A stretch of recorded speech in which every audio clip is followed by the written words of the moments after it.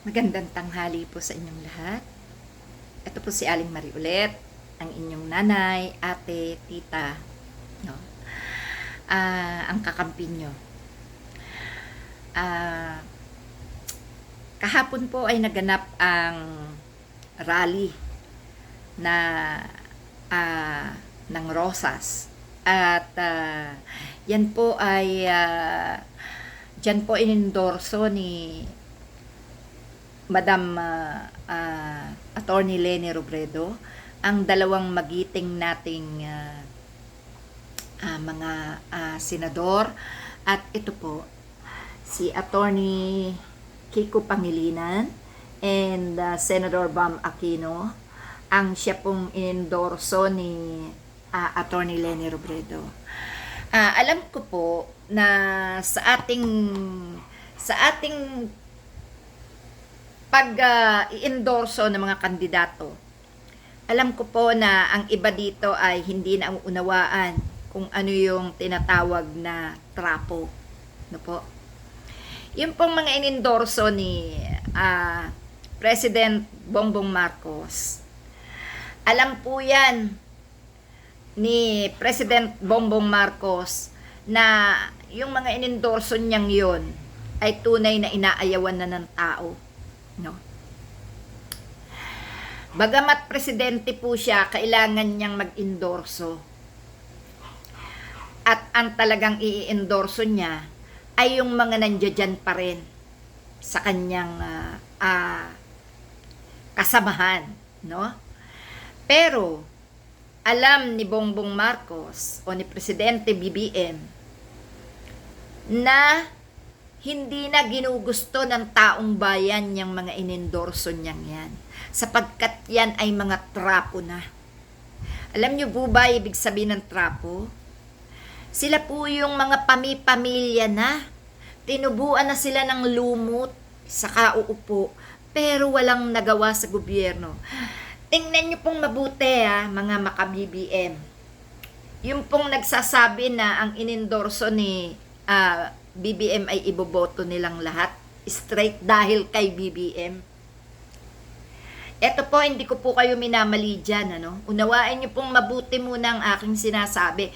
Mula sa umpisa po ng vlog hanggang katapusan, tapusin niyo para maunawaan niyo, no? Doon po sa mga nagsasabi na walang kwenta yung mga inendorso ko,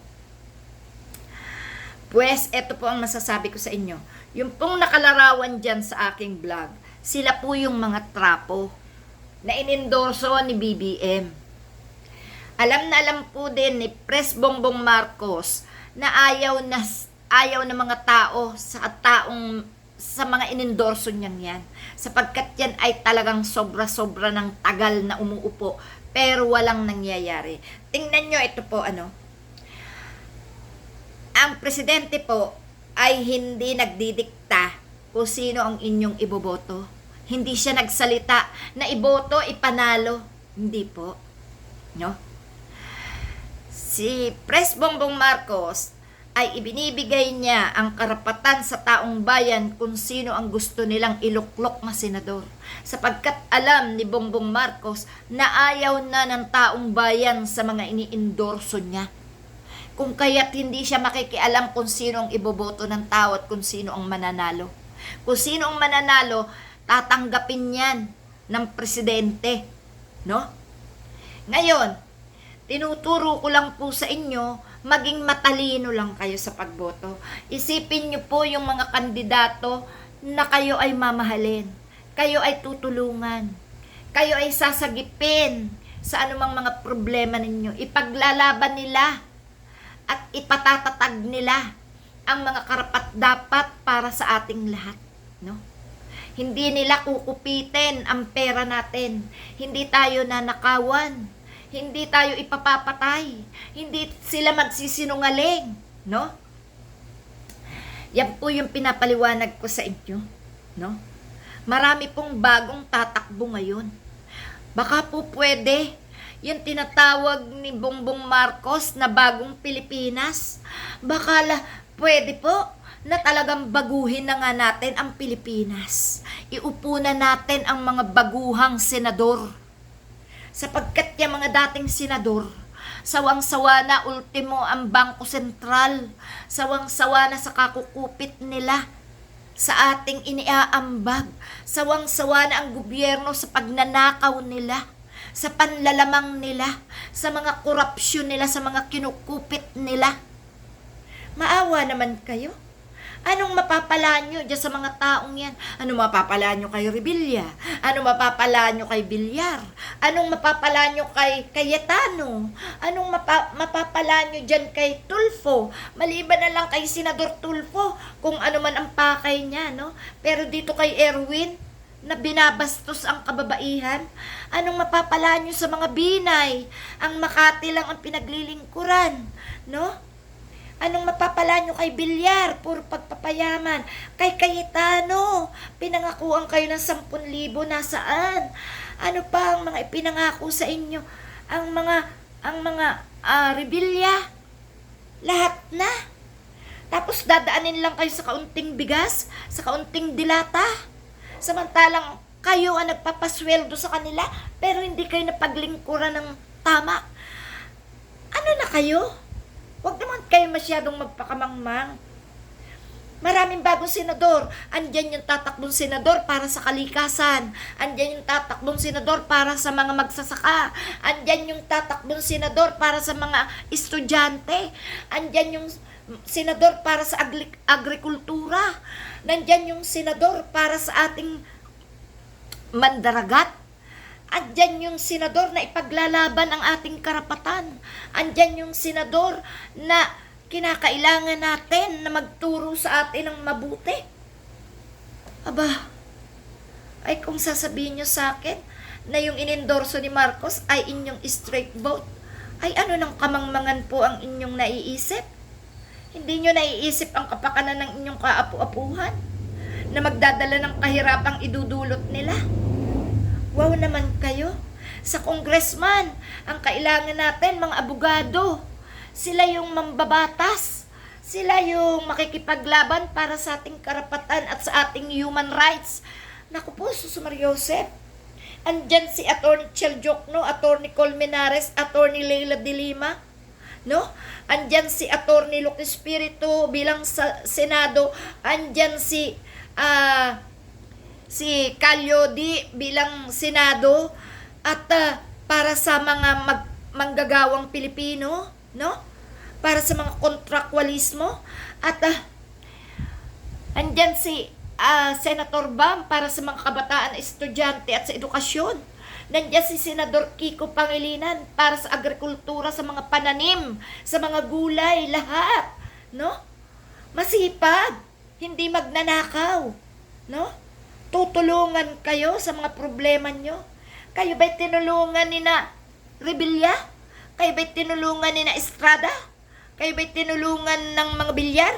Kayo ba'y tinulungan ng mga Cayetano? Tinulungan ba kayo nila Bato de la Rosa? Tinulungan ba kayo nila Bongo? Puro pansarili nila. Kung tumutulong man sila sa inyo, doble, 3 doble, 4 na doble at hanggang 5 doble ang nababawi nila sa mga itinutulong sa inyo sa pamamagitan ng pandarambong sa pondo ng bayan. Kaya naman kayong magsalita ng ganyan. Talagang pinairal nyo ng pagiging panatiko nyo. Pues, kung gusto nyo sila iboto, pasensyahan po tayo kung ang maupo ay ang mga karapat-dapat, no? Sa pagkakataong ito, hindi na po papayag na maloko pa ng mga kandidatong matitino ang kanilang boto. No? Kung kayo po'y naliligaw pa rin ng landas at hanggang ngayon tulog na tulog, gumising po kayo. Tingnan nyo po itong sumusuporta kay Atty. Kiko Pangilinan at kay Senador Bam Aquino. Tingnan nyo po ito kung gaano karami ang sumusuporta sa kanila. Maliban na lang kung dadayain talaga ang kanilang boto. Sigurado, no? Hindi nga sila mapapaupo kung dadayain muli ang boto para sa kanila. Ito po, mga kapatid. Inyo pong panoorin ito, no? At para po makita nyo naman kung gaano ang kung gaano tinatangkilik ang mga taong binabalasubas ng mga kalaban. Ito, ang mga kalaban dito ay hindi kapwa politiko, bagkus ay mga supporters din. O, ayan po.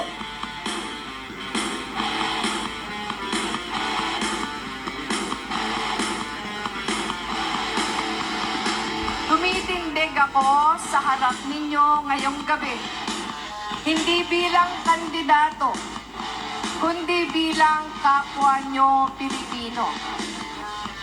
Muli nating ipaglaban ang Pilipinas ng ating mga pangarap. Tara na, ipanalo na natin Senator Bam Aquino at Senator Kiko Pangilinan!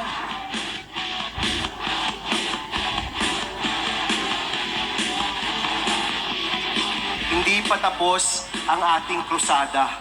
Hindi pa tapos ang ating laban. Di na po pwedeng malungkot. Kailangan po maging masigla. Kailangan po maging matapang muli. Dahil may laban pa tayo ngayong 2025!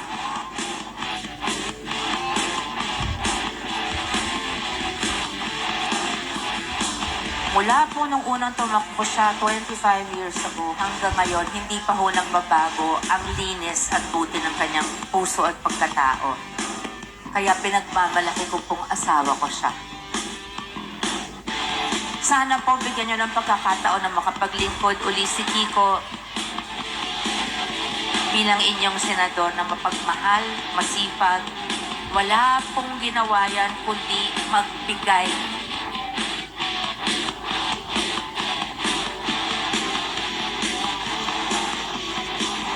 Sa inyo kami kumukuha, humuhugot ng dagdag na tapang at lakas upang isulong ang ating ipinaglalaban.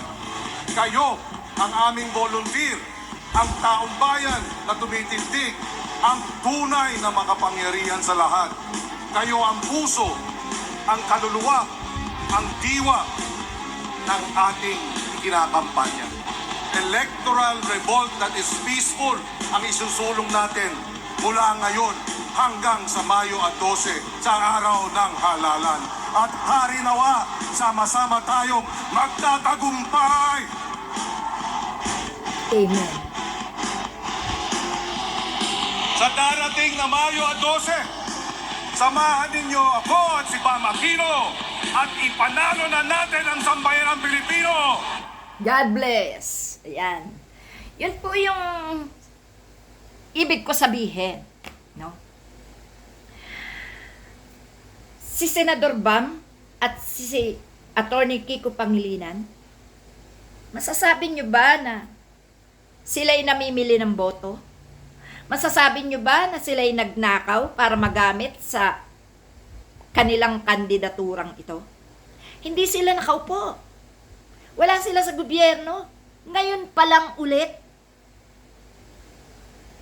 Pero, yung mga tumatakbo ngayon na kandidato sa ilalim ng pamumuno ni Sara Duterte at ni BBM, hindi nyo ba naisip na ang kanilang mga ninanakaw ay ibinibintang lahat kay Marcos? Mamili kayo. Sino ang gusto nyong makasama ni Marcos? Magnanakaw o hindi magnanakaw? Ang mga inendorso ni BBM ay masasabi nating tunay na mga nakapagpayaman mula sa kaban ng bayan. At habang sila'y nagnanakaw, sino ang idinidiin? Si BBM. Maawa kayo sa presidente dahil ang mga magnanakaw na kasama niya ngayon sa gobyerno, lahat ng ninanakaw ay ibinibintang kay Marcos. Kung mahal nyo si Marcos, hindi nyo sasamahan ng senadores o kongresista na mga kawatan. Ang nagmamahal sa presidente ay inaalagaan ang reputasyon, inaalagaan ang pangalan. Dapat ang kasama ni Marcos sa panunungkulan sa gobyernong ito hanggang 2028 ay mga senador na tapat, hindi magnanakaw, mapagmahal sa mamamayan. Kagaya ni Senador Bam Aquino at ni Attorney Kiko Pangilinan. Idagdag pa ang matatapang at ayaw talaga ng mga magnanakaw ang mga senadores na tumatakbo ngayon gaya ni na Attorney Lucky Espiritu. Galit na galit sila sa magnanakaw. Sa Kongreso, iupo nyo si Attorney Leila de Lima, si Attorney Ner Colmenares, si Attorney Shell Jokno, sapagkat sila, si Attorney Nambunyog, Enzo Recto o Ricky Tumuturgo, iupo nyo sila sa Kongreso dahil sila ay mga abogado. Naintindihan nila kapag inaapi kayo, maipaglalaban kayo, magagamit nyo ang ating human rights. Magiging maganda ang takbo ng Pilipinas at baka nga matupad ni Bongbong Marcos ang sinasabi niyang bagong Pilipinas, sapagkat kung si Kiko, kung si Bam, kung si Espiritu, kung si De Guzman, no? Leody De Guzman, Franz Castro, Bam Aquino, Kiko Pangilinan, Senador Risa Hontiveros, at ang iba pa na matitino at baguhan, kung sila ang mauupo sa gobyerno at ang kasama nila ay si Marcos, Diyos ko, para tayong tumama sa loto. Pero kung ang pipiliin nyo ay yung mga trapo na yan, gaya ni na Rebilla, ni na Bilyar, ni na Cayetano, ni na Binay, anak kayo ng kwatog. Lalo nyong inilulugmok si Bongbong Marcos sa problema. Lalo nyong kinakawawa ang presidente. Dahil hindi naman totaling si Marcos ang nagnanakaw. Ang kanyang mga nandyan sa Senado sa ngayon. No? Paano nyo mapapakita na may bagong Pilipinas kung ang iuupo ninyo ay ang mga trapo na yan, ang mga gahama na yan, ang mga magnanakaw na yan, na wala nang ginawa kundi magpalaki ng tiyan at magintay ng sweldo, na wala namang naging paglilingkod na nagawa sa inyo. Yan ang masasabi ko po, mga kapatid. Maging mauta kayo. Kung mahal nyo ang Presidente Marcos ngayon, samahan nyo siya ng mga senador na mapagkakatiwalaan bago. Hindi magnanakaw para hindi nawawala ng pera ang gobyerno. At kapag nawawala, pinagbibintangan ay si Marcos. Mahal nyo si Marcos, di ba? Panatiko kayo kay Marcos. Loyalista kayo, di ba? Bakit hindi nyo maisip na bigyan ng kasamahan si Marcos sa gobyerno ng matitino? Nang sa gayon, hindi siya palaging nasisisi at napapagbintangan. Gumamit kayo ng utak. Ano, iuupo nyo na naman yan sina Bilyar? Sina Rebilla? Sina Cayetano? Pag nangupit ng milyon-milyon, kanino hanapin? Kay Marcos? Hindi kayo naaawa sa presidente nyo? Hindi aayawan ni Presidente BBM yan si Attorney Kiko Pangilinan at saka si Senador Bam. Hindi nila yan aayawan. Hindi niya aayawan yan sina Attorney Lucky Espiritu. Lahat ng mananalong bago hindi aayawan niya ni Bongbong Marcos. Alam niyo kung bakit? Kasi gusto niya matupad ang tinatawag niyang bagong Pilipinas. Magpakawais kayo. Huwag nyo pilitin na magsama pa ng mga magnanakaw sa administrasyon ni Marcos nang sa gayon hindi makawawa si BBM. Dahil kung magnanakaw ang inyong iuupong muli at muli nyo na namang iuupo ang mga magnanakaw na yan at mga trapo na yan, si BBM ang magpapasan ng lahat ng sisi ng mamamayan sa tuwing may mawawalang pondo sa pondo ng bayan. Unawain niyo yan. Salamat po.